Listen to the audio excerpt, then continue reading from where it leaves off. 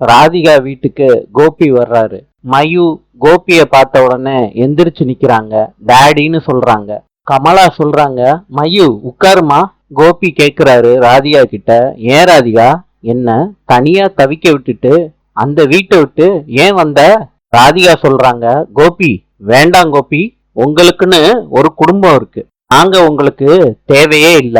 கோபி கேக்குறாரு, ராதிகா என்ன நான் உனக்கு தேவையே இல்லையா? ராதிகா சொல்றாங்க, கோபி எல்லாமே உங்க மன நிம்மதிக்காண்டி தான் இந்த முடிவையே நான் எடுத்தேன். கோபி கேக்குறாரு, ராதிகா நான் உன்னைய பார்த்து பேசக்கூடாதா? என்ன ராதிகா பேசிக்கிட்டு இருக்க? கோபி நீங்க வராம இருக்கிறது தான் எல்லாருக்கும் ரொம்ப நல்லது. ராதிகா இது தற்காலிகமானதா இல்ல பெர்மனண்டா?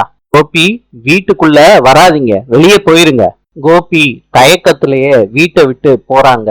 ராதிகாவ திரும்பி பாக்குறாங்க போறப்ப. ராதிகா திரும்பி பார்க்கவே இல்ல கோபிய. நாளை சந்திப்போம்.